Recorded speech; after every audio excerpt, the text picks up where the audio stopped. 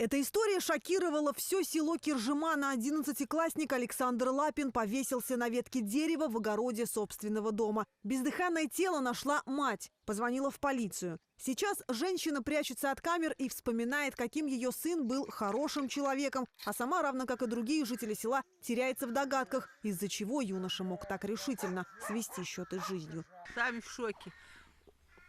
Парень был хороший. Хороший парень, Да. уважительный. Сначала маленький, когда он был, маленький, ну там в 4-м, в 5-м, может, таких. Да.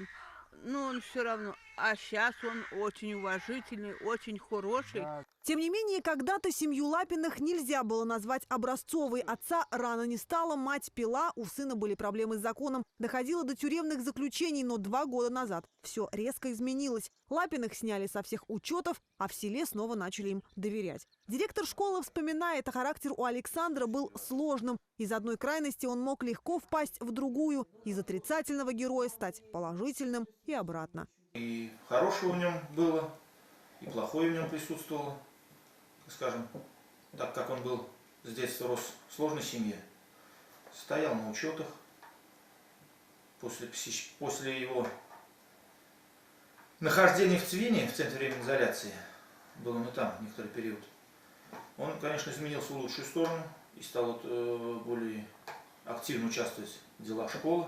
Однажды он даже создал сайт с патриотичным названием «Героями останетесь навечно» и разместил на нем воспоминания своих одноклассников об их погибших на фронте родственниках. Казалось бы, гордость школы, но неожиданно всплывают неприятные подробности. Сельчане поговаривают про конфликт между директором и учеником. По их мнению, это тоже могло стать причиной самоубийства подростка с неуравновешенной в силу возраста психикой. В школе могли проблемы с директором быть. В школе могли проблемы? Да.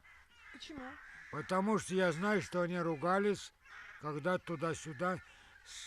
Вот у нас директор, я не знаю, как он, но могли большие проблемы с директором. Он не сдал где-то в Ичалках. Это пробный. Было такое дело? Не говорят, да. Не говорят, и было. Вот с этим надо разбираться с директором школы. Пробный экзамен по математике Александр Лапин написал на 2, но после этого, уверяет директор, учителя вплотную занялись подготовкой к ГОСам. Поэтому самоубийство и ЕГЭ здесь категорически между собой не связывают. Не такой он трус, чтобы напугаться ЕГЭ.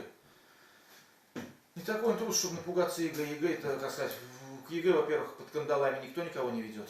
Нет, это не ЕГЭ, это что-то, может, возможно, в семье что-то какие-то были.